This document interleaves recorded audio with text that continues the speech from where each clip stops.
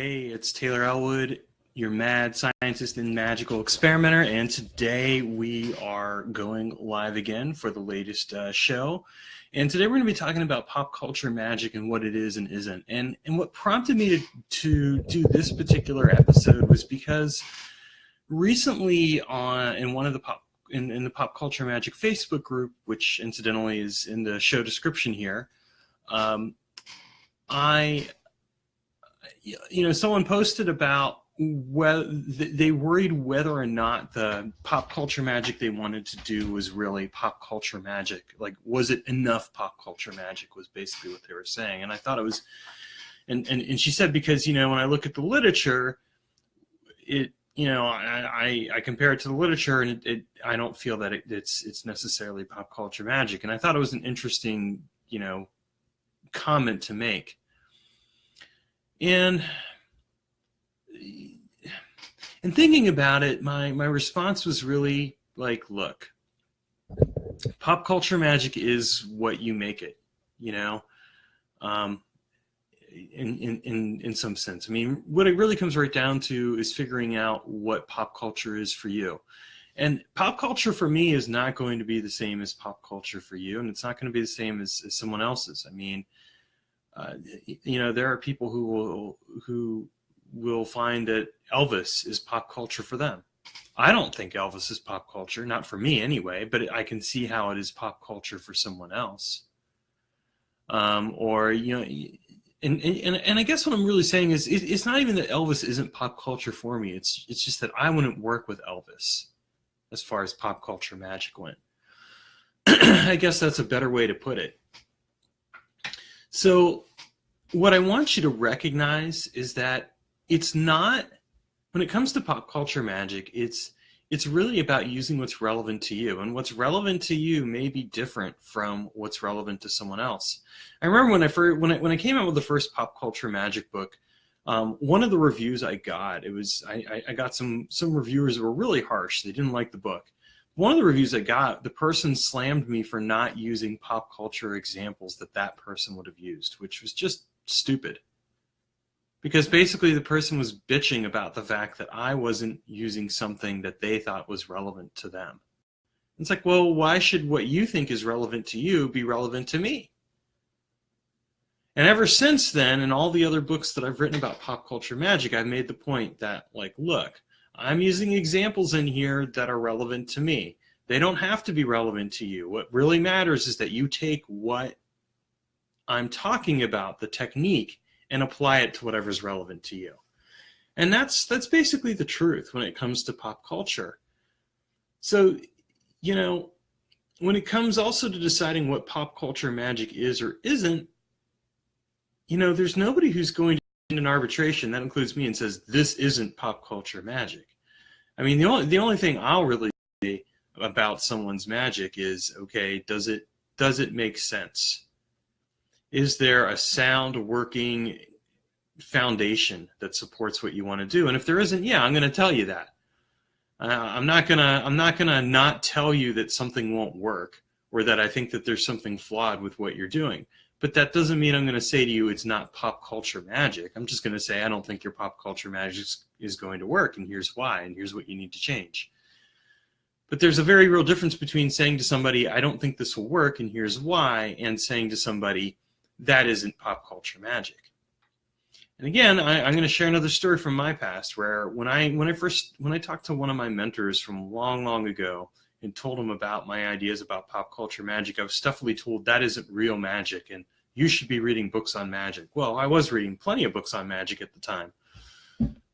I just saw how to apply those principles to pop culture. And I think it's worth remembering the same thing, like nobody can tell you what is or isn't pop culture magic. And I hope this community never gets to that point. Because that's one of the reasons why I wrote the books that I wrote. And it's one of the things that I've tried to instill in the foundation of the Facebook groups that I run, but also in the general culture that I've helped to, promote, which is just that, what you do is relevant as long as it's relevant to you. And, as long as you're not going out there and, necessarily harming people per se, do what you got to do. And I'm not even necessarily against the idea of quote unquote harming people. I mean, if you're doing defensive magic to protect yourself, someone might get harmed, but you're doing what you have to do to protect yourself. I don't have a problem with that. I mean, at the end of the day, we have to take care of ourselves. We can't just bend over and let somebody do whatever they want to us, or walk all over us. At least we shouldn't. So my point is, though, is that nobody can tell you what is or isn't pop culture magic, and that includes me. Okay? Anything I've ever written, I've never written it from a prescriptive approach saying you have to do things this way. I've always tried to write it from a descriptive approach. And the reason for that is very simple. I don't want people to feel like they have to do things the way that I did them. I want to show people what they can do and get them to think about it and get them excited and start looking at possible ideas as to what they can do. And that can't happen if people are saying this is or isn't pop culture magic. The other thing I want you to consider, though, is that pop culture magic isn't just about working with pop culture spirits, and it's not just about doing practical techniques. It's really a combination of the two. One of the things I do see sometimes in the pop culture magic pagan thing, and this is just my own perspective, so take it with a grain of salt, is that people tend to either fall on the one side of being overly devotional or on the other side of being overly practical. I prefer a blend of the two myself. I don't even consider it to really be pop culture magic if it's overly devotional. That's more religious. It's more pop culture paganism than magical. The magic. I mean, if we look at magic, magic is,